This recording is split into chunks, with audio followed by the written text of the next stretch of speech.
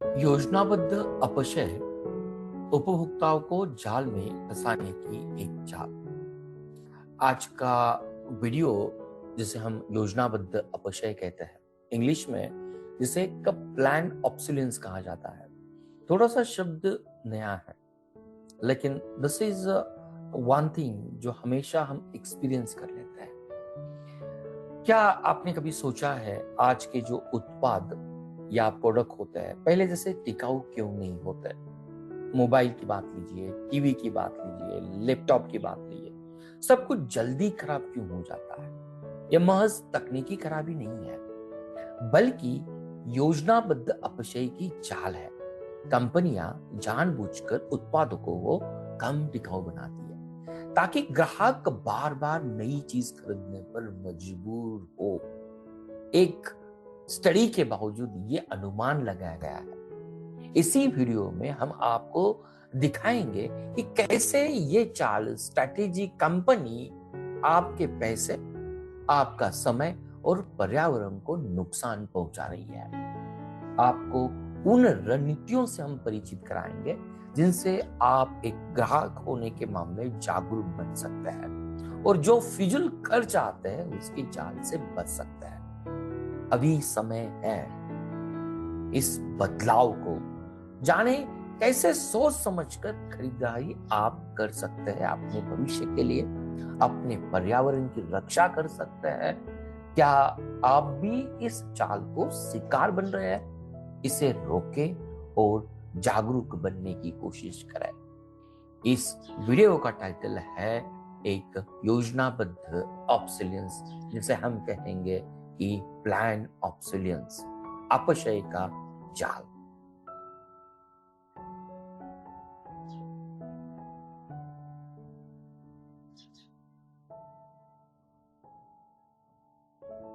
अधिकतम मुनाफे के लिए कंपनियों ने आपस में तय किया है कि केवल निम्न गुणवत्ता वाले कम टिकाऊ बल्ब बनाएंगे।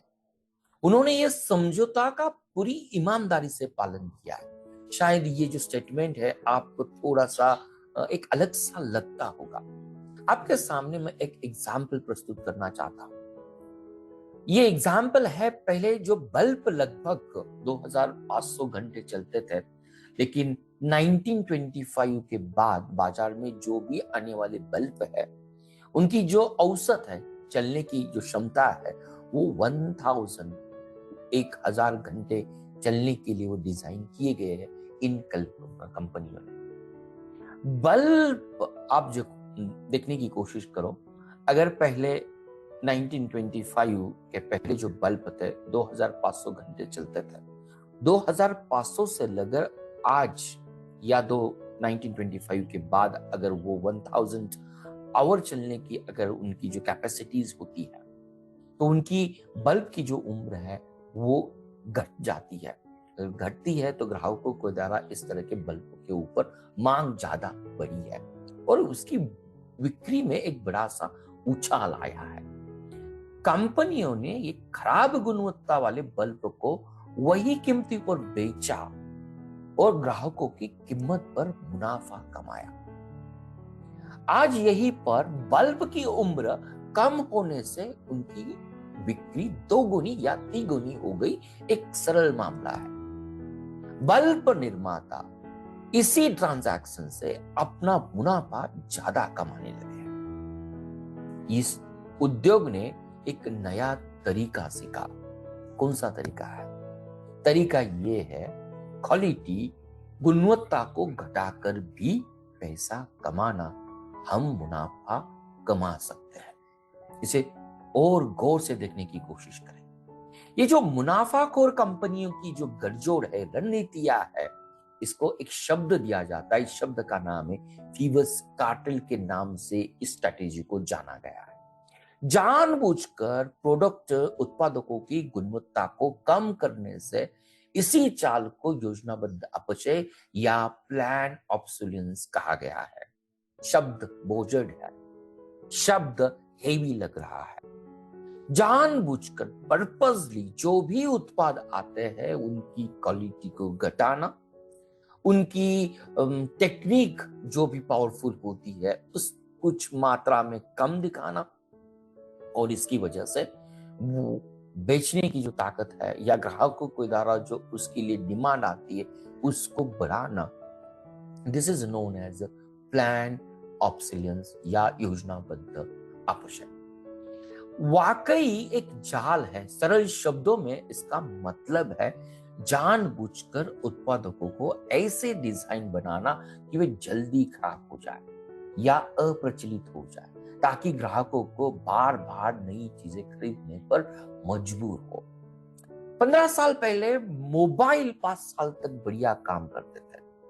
अब सबसे अच्छे स्मार्टफोन भी मुश्किल से मुश्किल 2-3 साल चलते हैं। इसका कारण क्या है? और इसी का कारण है योजनाबद्ध अपक्षय, इसी का कारण है प्लान ऑब्सोलेंस। मोबाइल फोन ऐसे डिजाइन किए जाते हैं कुछ वर्षों में खराब हो जाए। अगर पुराने उत्पाद टिकाऊ होंगे तो क्वेश्चन यही आता है, तो नया कौन खरीदेगा? कंपनियां मुनाफा सुनिश्चित करने के लिए अपने ग्राहकों को बार बार खरीदने पर मजबूर करती है। शायद ये कंपनी की कोई भी ऑफिशियल पॉलिसी नहीं होती। आज अधिकांश उत्पादन इसी तरह से डिजाइन किए जाते हैं। पहले टीवी 20 साल तक चलते थे, अब एलईडी टीवी 5-7 साल में कुछ समस्या देना शुरू कर देते हैं। आज हमारे पास ऐसे ब्लेड बनाने की तकनीक है जो हजारों बार इस्तेमाल करने के बाद भी चल सकते हैं, लेकिन कोई प्रसिद्ध कंपनी, जहां इस वीडियो में उनका मैं बिल्कुल नाम नहीं लेना चाहता हूं, ये ब्लेड नहीं बनाना चाहती क्योंकि उन्हें उनके फायदे वाले बिजनेस को खत्म कर देगा अगर वो अच्छी क्वालिटी की ब्लेड बनाएंगे। पहले पेन की शाई खत्म होने पर रिफिल लेना आम बात थी, हम अच्छी तरह से जानते हैं। अब पेन खाली होते ही फेंक दिए जाते हैं। आज रिफिल खोजने जाओ तो मुश्किल से मिलती है। कारण वही है, अगर रिफिल मिल जाए तो नया पेन कौन खरीदेगा? जिस तरह से मैंने कहा, ये हमारे डे टू डे लाइफ का नया एक्सपीरियंस है। प्लान ऑब्सोलियंस, योजनाबद्ध अपक्षय की इसी चाल को उपयोग और फेंको, यूज और फेंको संस्कृति को जन्म दिया है। हमारा खूबसूरत पर्यावरण एक बड़े कचरे में ढेर बदल रहा है। कपड़े घिस गए, फेंक दो। जूते टूट गए, फेंक दो। लैपटॉप खराब हुआ, नया खरीद लो। इस्त्री खराब हो गई, नया ले लो। मिक्सर खराब हुआ, नया मंगवा लो। वॉशिंग मशीन बंद हो गई, नया मॉडल ले लो। ये हम हर एक घर में एक्सपीरियंस कर रहे हैं। 15-20 साल की पुरानी गाड़ियों के पुर्जे उपलब्ध नहीं होते या कोई पार्ट उपलब्ध नहीं होता, इसीलिए उन्हें सस्ते में बेचकर नई गाड़ी खरीदनी पड़ती है। Now it is become the part and parcel life. अगर हम लैपटॉप की बात लेते हैं, माउस या कीबोर्ड खराब हो गया तो हम उसे फेंक देते हैं। लाइट्स हो, चार्जर हो, हेडफोन हो, कोई भी इलेक्ट्रॉनिक्स अब मुश्किल से ठीक होता है। क्या आपने उसको एक्सपीरियंस किया है? मैंने तो एक्सपीरियंस किया है। हर साल फुटबॉल या क्रिकेट की टीम के लिए नई जर्सी डिजाइन होती है, लॉन्च होती है, टीमें वही रहती है, खिलाड़ी वही रहते हैं, लेकिन हर सीजन नया लुक इसलिए आता है ताकि सभी फैंस को नई चीजें खरीदने पर मजबूर किया जा सके। भारत में भी एक क्रेज थोड़ा सा सीमित है, लेकिन विदेशों की अगर हम बात कर लेते हैं तो ये क्रेज बहुत ज्यादा है।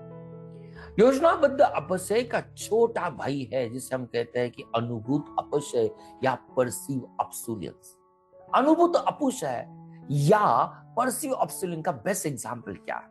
इसे हम सटल ये बता सकते हैं कि आपकी गाड़ी पुरानी हो चुकी है, इसका मतलब आप आउटडेटेड हो।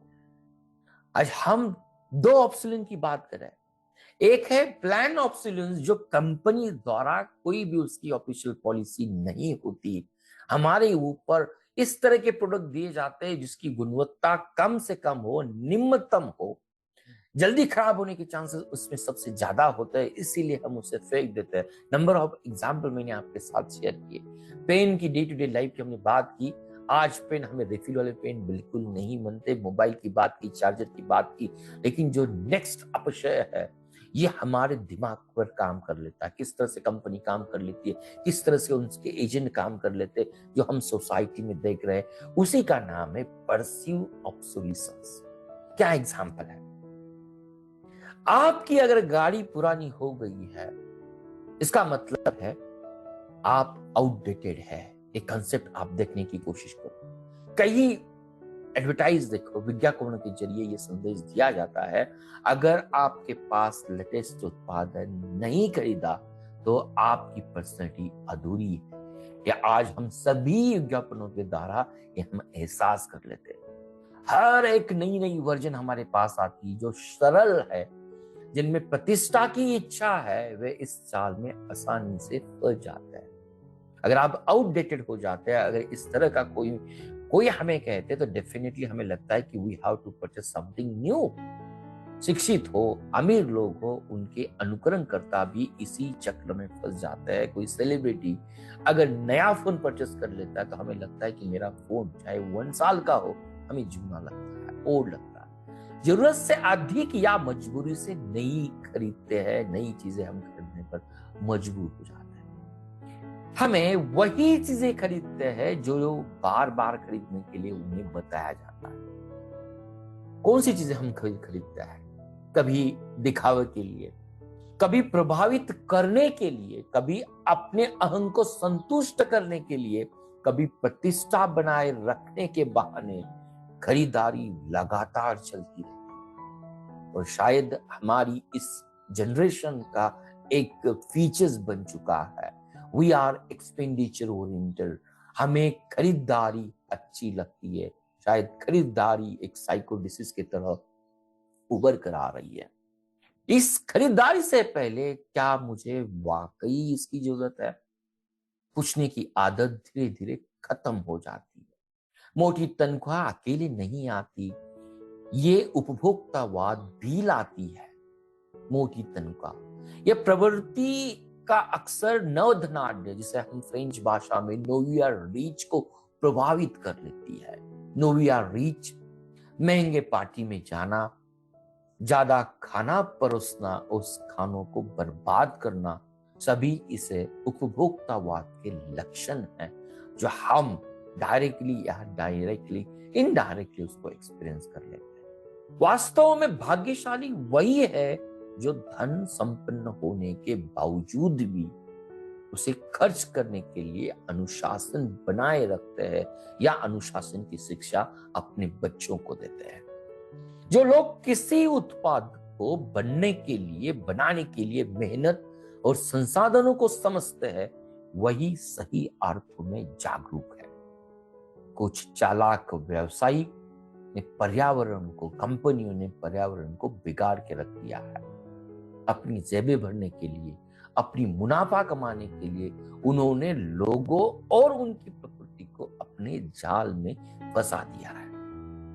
अमीर केवल इन उत्पादकों के लिए भुगतान करते हैं क्योंकि उसके पास पेमेंट होता है। गरीब हो, मध्यम वर्ग हो, नई चीजों के लिए अनावश्यक इच्छाओं को चलते इसी जाल में अपनी जिंदगी कुर्बान कर देते हैं। जल हो, जमीन हो, वायु प्रदूषण के सबसे बुरे प्रभाव गरीब तबकों पर ही पड़ते हैं। सबसे इंपॉर्टेंट बात आती है जो एंड एप्लीकेशन, यहां एप्लीकेशन नहीं कहेंगे, बुरा एप्लीकेशन कहेंगे, जो चैन के सबसे एंड में जो पार्ट आता है जिसे हम गरीब कहते हैं, वही उसकी तबाही के ऊपर ये काम कर रहे हैं। तो दोस्तों, ये जो हमारी एटीट्यूड है, जो प्लान ऑब्सोलियंस है या परस्यू ऑब्सोलियंस है, अगर इस बात को हम अच्छी तरह से समझ में आते हैं तो हमें एक एहसास जरूर होता है कि इसे बदलने की जरूरत है।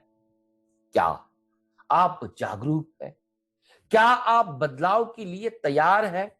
अगर आप बदलेंगे तो जो आपका अनुसरण करेंगे, चाहे मेरे घर में बच्चे हो सकते हैं, मेरी बीबी हो सकती है, या मेरे दोस्त हो सकते हैं, अगर मैं अनुसरण कर सकता हूं तो वो जरूर बदलेंगे। तो सिर्फ जरूरत पर आधारित जागरूक खरीदारी करें, वस्तुओं को जिम्मेदारी से उपयोग करें, फिजूल खर्च और फिजूल खर्चे की इस हम कहेंगे जो मीठी जाल है उसमें मत फंसे। क्यों मत फंसे? हमें मालूम है योजनाबद्ध अपचय क्या होता है। तो योजनाबद्ध अपचय का नया शिकार मत बने। ये तभी पॉसिबल हो सकता है अगर मैं इस वीडियो के अंदर जो अपचय के 2 बातों के ऊपर मैंने चर्चा की है, अगर उसको हम अच्छी तरह से समझ लें, हम कंपनी के एंगल से उसे समझने की कोशिश करें, हम सोसाइटी की इटिकेट्स को समझने की कोशिश करें, ये एडवर्टाइज है, विज्ञापन है, या हमारे सोसाइटी का जो अलग अलग माहौल आता है, हमें किस तरह से कहता है कि now it is a time you have to purchase a new mobile, चाहे वो अगर पिछले साल आपने खरीद चुका होगा, आपको लगता है कि दिस इज न्यू बजट। मुझे पूरी अपील है, हमें अपनी अनुसरण से अपने आजू बाजू में जो भी आते हैं उनके प्रति एक संदेश देना है कि अनुबंध या अनुशासन भी हमें इस तरह की जो जरूरतें नहीं है इन चीजों को खरीदने से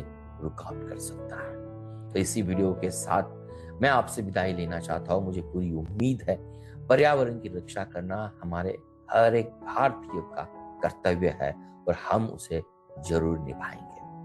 धन्यवाद।